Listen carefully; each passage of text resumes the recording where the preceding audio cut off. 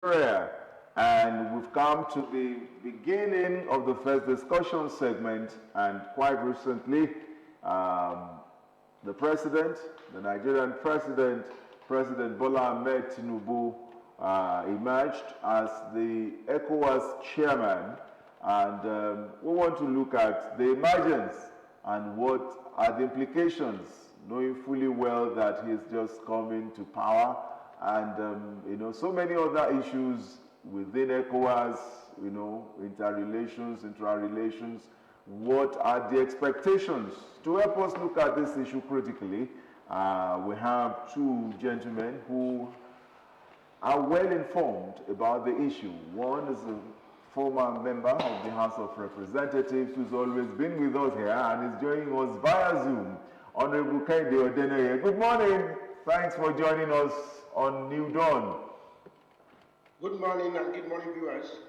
All right. Also here is our regular donning the Adire Nigerian, the Abeokuta thing, and doing it so well. Public affairs analyst Ayobamigbe Faloye. Mr. Faloye, we'd like to welcome you to New Dawn. It's always a pleasure to be here. Good morning. All right. Now, let me go straight to Honorable Kehinde Odeneye. ECOWAS, people that have always looked at, some have said ECOWAS, like the AU, is a toothless bulldog. Do you agree? Before we even look at the emergence of, the current president as the chairman, has it not outlived its usefulness? Would you say ECOWAS is still on course? What are your thoughts about ECOWAS as it's presently constituted? Yeah, before now, ECOWAS used to be a very vibrant organization before now. But very most recently, most likely because of the issues of insurgencies across West African nations, I think the organization has been overwhelmed with a lot of challenges, insurgencies, economic problems, and some other things. But I think that is not to say that ECOWAS as an organization has been a toothless bulldog, because I'm very sure that they have also been able to have some interventions in some situations affecting some of the nations in the organizations in terms of peacekeeping and some other things. But I expect that ECOWAS should be a body that will be more responsive and responsible for the benefits, not just economic alone, but even beyond security among the wasn't properly constituted, but at that material time, there was a kind of a presence of ECOWAS, because these are the issues that will lead us into the challenges before the president now as he takes over the chairmanship of ECOWAS. What's your own assessment of the work of ECOWAS since 1975, when it was, when it was founded or when it was created? Yeah, well, without trying to rubbish the efforts of the organization, because if we compare it even to the larger organization that governs Africa, which is the African Union, if you look at it in recent times, while we may have not been seeing much of our activities on that platform, is because we are also having a lot to deal with in-house, a lot of transformation going. Chairman of ECOWAS, on the day he was elected to be the chairman, you will hear him, just being affirmative, a new dispensation and a new dimension in the economic development of the member nations of ECOWAS. So they have listened to his statements on his election day And that is a signal to them that there are some things that we have to do together. And there are some things ECOWAS member nations will no longer tolerate. And so I expect a lot of partnership between ECOWAS, AU, EU, and some other bigger organizations. All right. Okay. Now, back to Mr. Bilateral cooperation and treaties are very much sacrosanct on participating nations. For Nigeria, I feel that it is going to be wrong for them to go against some of the treaties that bind them or that makes them a member of ECOWAS and other bodies. One of such is actually closing the borders against movement and transportation of goods and people across the ECOWAS pathway. So I think we really don't have any other option than to continue to be the big brother of ECOWAS, continue to be big brother in Africa. We need to open up our borders. All other measures to mitigate against insurgency coming through the borders should be our own modalities and strategies to curb. I mean, if we don't trade with, and is it not too early? Will this not hamper his own position, combining the two together, dealing with his own internal challenges, and then if it's a situation where he has at least spent 1 year, he's had a firm grip on his own. In bringing the global markets into his immediate programs, So I don't think he's going to be. Will not have opportunities of just staying within Nigeria and even within West African nations, but the concerted efforts of all the nations put together can really result in a very significant improvement in our security challenges. We cannot, Bola Ahmed Tinubu cannot be treating Nigerians' issues alone. As I said earlier, Nigeria cannot exist on its own alone. So there's a need for the country to move beyond Nigerian shores, and his assumption of the chairmanship position will enable him to spread that gospel of not just security but also economic development beyond Nigerian shores. Okay, let me take on Mr. Faloye here, just as a fallout of what you have just discussed, and that's the fact that there's always this cross-border banditry thing. It's removing subsidy, it's affecting them. So how do you now want security on one side and then the economic aspect on the other side? How does the president now strike a balance? I think majorly what is happening to Western Africa is a lot of docility, and this is generating, or this has been generated from some form of leadership that is not in tune with the emerging population of the West African community. What am I saying? What I'm saying in essence is that there's this not, if you look at what happened in the Gambia and what is happening in Mali, what's happening around these countries, you will see that there's this disconnection of their leadership and a vast majority of emerging demography. And young people are becoming more in population around this axis. A lot of energy to dissipate. And you can understand that our economic approach has not really been empowering a lot of the population in West Africa. So you have a lot of idle lands. And what do they now resolve to? They resolve to crimes and all of that. And there's an existing ECOWAS corridor that allows free passage of goods and human. So what happens? That crime is now transported from one place to another across or along this corridor. So that's why when something is happening in Mali, Nigeria may not be completely exonerated. If something is happening in Niger, Nigeria may not be exonerated. Coupled with the fact that Nigeria bears the burden of the Big Brother title in terms of side. But for us, striking a balance is very, very easy. The fundamental reason why Honorable, I mean, doesn't it bother you that ECOWAS comes across as a peacekeeping mission rather than economic community? ECOWAS promotes democracy.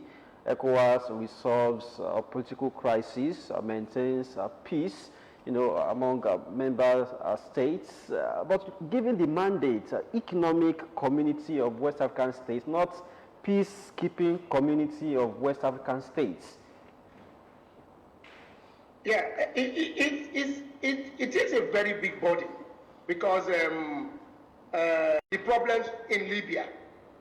If the West African leadership has been up and doing, and they have been very focused, as at the time Libya started having problems, they would have come together to close up their borders to banditries and movements outside West African nations. Unfortunately, they all slept off, and that is the result we are experiencing. It's going to bring a lot of experience to bear here, not African region over the recent years, from Burkina Faso to Gambia, from Gambia to Senegal, from Senegal to Mali, and the list continues to go on. I mean, so basically, as it has been said, there's no economic development that can really be achieved in the West African region without peace. We really need to achieve peace. Then we can begin to talk about currency unification. Of course, currency unification is a great idea. It has been thought that it will, of course, limit the movement around the corridor in ECOWAS. Because, okay, it exists that everybody can move around. But by the time you have this currency unification, there may not really be need for me to come to Nigeria to trade because Naira is probably greater than CFA. So it will stabilize movement around the corridor of West Africa. And what does that tell you? That means proliferation of small arms and proliferation of insurgents may also be limited, because that means we can have the capacity to monitor who goes and who comes because the traffic will really be lower, and that will be something we can really manage. So, but for all of this to come into fruition, of course, there must be, don't forget that the fundamental composition of ECOWAS is also across three different languages. We have the Portuguese side, I think about 2 countries. We have the Anglophone and we have the Francophone. And you know the loyalty. Also, external influences also has a big role to play in the unification of the ECOWAS region. The Anglophone people are almost often in one direction, while the Francophone are influenced by France and the likes from the West. So all of these dynamics of Africa and all of that, do we still have that giant status? You know, at a point, Brexit came in because there's no nation that exists on its own. While some must depend on others, we have some that must also take care of others. Just not because of their economy, but also because of the security and some other things. And for the fact that you also have your people in all those nations, you must be concerned with their welfare to reposition Nigeria. This is a leadership quality we want from our leaders.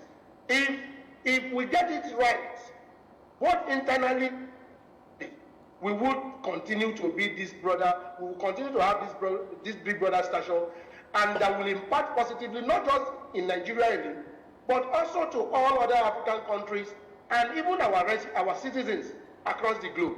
So we can share the weight. We only need to get it right, and I believe that with the way Bola Ahmed Tinubu has started in this country, a lot of people were expecting that immediately President Bola Ahmed Tinubu was sworn in, Naira will go back to probably 100 Naira to dollar, and insurgency will stop, and that sort of things. Not minding the fact that, you know, it is acquiring both assets and liabilities of the previous government, not just the immediate one, but all. We look at insurgency, there are some definite steps that could be taken, that should be taken, but will we be able to take it, given the sovereign independence of each of the nationalities, each of the countries that are there? The same question also goes very similar to, can Nigeria really relinquish its big border status in West Africa? I mean, if you go into an organization like this, you are binded by some of the acts that make up such organizations. And again, as Brian Tracy will always say, that it's not about, you can't exist independently, but you will exist interdependently. And it's on that basis that it will be it will be a big dream that Nigeria can indeed shed off its responsibilities, but it won't happen. So far, we continue to be a part of ECOWAS. That aside, talking about the different languages that cut across these countries in ECOWAS and the sovereignty that individual of them have, once you agree to be in an organization like ECOWAS, there's a level of suppression of your sovereignty. On their toes now, people want to do business, but not at the expense, of their safety. So economic woes and all that, will the president have that time to say, okay, I want to restructure ECOWAS? Because ECOWAS also needs some restructuring. But owing to the avalanche of problems in Nigeria that it needs to focus on, because Nigeria takes priority. I mean, how do you see this? Well, these responsibilities or these titles that Nigeria has acquired along the line were not manually endowed. I think it was more naturally endowed. I mean, Nigeria is not just a rotational agreement, because I know that prior to this time, there was another nation's president that was the chairman. So it has come to Nigeria again. This is not by our own doing, but again, a call by natural dynamics of international diplomacy. So if you put all of these things together, these are responsibilities that are accorded to us naturally, and that we must fulfill, irrespective of what we have. And of course, with the surge in the responsibilities also demanding from home, especially the chaotic consequences of removal of subsidy. Well, it seems you wanted to write that saying. Charity should begin at home. We are saying not outside. In our own case, it will be coming from outside. No, but if you look at when Nigeria was actually giant of Africa, when we were really, at that material time, Naira was almost 2 pieces of meat. So that was then. Now, even with with what, so you are looking at that, and then we are saying, are we not living in borrowed robes? Are we not deceiving ourselves with these? As I said earlier, the giant of Africa status was there. It can never be replaced, unless maybe there's another country that's going to be giving birth or have our kind of average fertility rate. So, but is it by population? Is it solely by population? Population or is economic influence. Yes, yes. Our population is also determining our economic influence. It's determining our economic capabilities. 60% of Nigerians are multidimensionally poor. But that does not mean that they are not engaging in economic activities. They may not have access to basic life amenities, but they are really involved in some form of economic activity or the other. Big Brother status, and recently at Essentials, I think a few days ago, banned Nigerian passport holders, from visiting the French-speaking country. You say big brother status? The ECOWAS organization. And of course, this responsibility after them falls on their parliaments. Because they are all practicing one form of democracy, either unitary, either presidential or federal. They are all practicing one form of democracy or the other that has a legislative arm. Even if it's one, even if it's unicameral like that of Senegal. So these honors was also tried to be put on the legislators to instill normalcy, to instill growth and development in leadership actions and inactions in these member states. And that's why the ECOWAS Parliament was introduced. But I don't think they've lived up to that in recent times. Okay, I think Honorable is back. Can you hear me, Honorable Dene? I can hear you. Oh, good. Yes. Well, when you were offline, we threw some questions at Mr. Faloyi, and it's a... Yes, you have rightly put it in the in the right perspective that ECOWAS needs restructuring, but I don't think it's that kind of restructuring that will have negative impact on the timing of Mr. President. Yes, you realize that if everything that needs to be done in Nigeria, within Nigeria, is done, definitely it will impact positively on the activities of ECOWAS and even beyond ECOWAS. I heard you talking about ECOWAS Parliament and what their impact has been. Let us get it right first. Why do we have ECOWAS Parliament? The reason for ECOWAS Parliament is for harmonization of laws, ideas, the creation of treaties, and so many other things. If Nigeria makes a law that is not supporting associations, that is not supporting trade treaties and all sorts of things, there will be problems and challenges being a member of ECOWAS. And that is why we are having ECOWAS Parliament. If Nigeria makes one law that will affect not just Nigeria but other African relationship with other African nations or West African nations, there's a need for all other West African nations within this organization to also sit down together and look at these laws for the benefit, for the betterment of the association, the citizens, and for economic development as well. So when you talk about timing, ECOWAS has a structure. What President Bola Ahmed Tinubu is bringing into ECOWAS is not a matter of restructuring, but we're talking about focused leadership. That is what President Bola Ahmed Tinubu is bringing into ECOWAS. You also talked about suspension of some member nations and others. What is the impact and others? It has a lot of impacts. And we are not in those nations, and that is why we are not feeling the effect. Why will Ghana, why will Republic of Benin, why will they be running back to Nigeria to beg Nigerian government when Nigeria decided to close its borders? The same thing is applicable to all those nations that are in Nigeria. So the issue of timing, I do not think will arise in this case. And I can also tell you that leadership style, that leadership quality that Bola Ahmed Tinubu is bringing into Nigeria is the same thing he will bring into the chairmanship position of ECOWAS. Let's see how far he can go. Let's see how tenacious he can be in pursuit of the exemplary leadership that Nigeria demands and, of course, ECOWAS demands.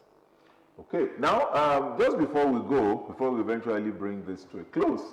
And collectively as well. And you see, I know that there will definitely be external forces, influencing some of the member nations' decisions as to what their participation should be in ECOWAS. But I can tell you that internally, when things start evolving, when benefits start, when they start deriving the benefits, even about economic alone, I think it's not going to be a big challenge. There are translators there that translate whatever languages have been spoken by all the member nations. So, but what is most important is that they have treaties, they have signed up to a series of parts that are guiding the activities of ECOWAS, regardless of the language barriers or language differences. So, and I do not think that the language barriers or differences will pose a negative impact on the economic benefits and other benefits to be derived by the nations. So I will continue to be optimistic that the presence, the stature, the posture, and the beginning of Ashwaju as a person is going to impact positively on the benefits that the West African ECOWAS member nations are going to derive from its chairmanship position, and at the same time, there's a need for us as African nations and even West African nations to stand and come together and let the Western nations know that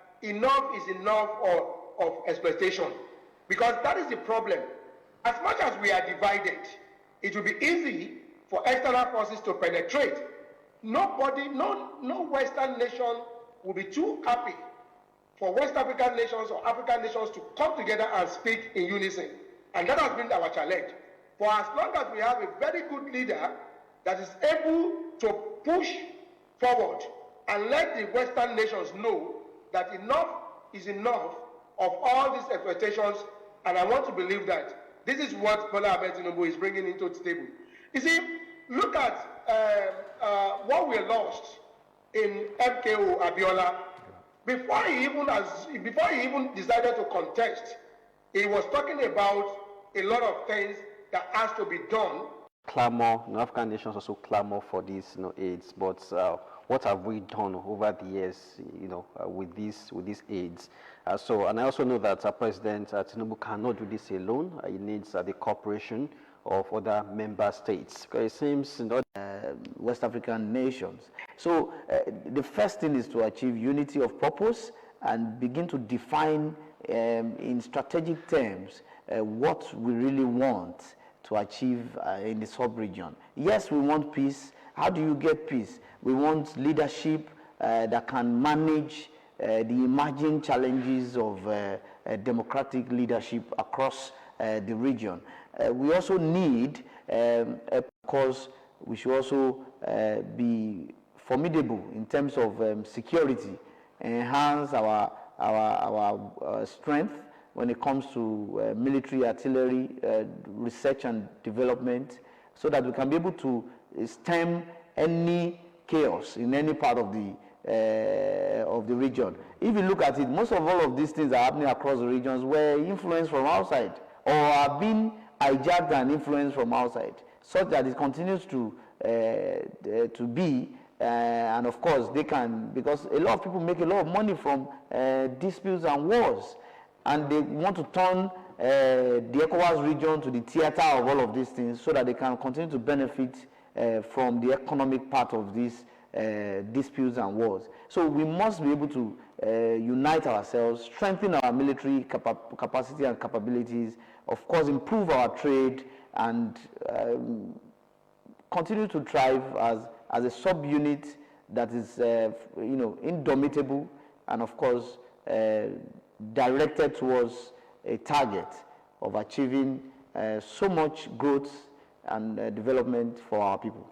All right, we want to thank you very much. Honorable Deleye, just before we go finally, I remember when we were talking about the parliament, there was some excitement in your voice, and being a former member of the House of Representatives, you must have had a lot of experience in that regard. Now, what are your expectations for the parliament, the ECOWAS parliament, just before we finally leave? Yeah, my expectation from ECOWAS Parliament is, one, they have to be up and doing. They must come together to form policies for the organization. Joining us via Zoom, a former member of the House of Representatives. We want to thank you very much for being part of this discussion today. Thank you. All right, and of course our public affairs analyst, always here, we can always get to. We want to thank you. We don't take it for granted. Ayo Bamibe Faloye. We want to thank you for being part of the discussion. Always a pleasure.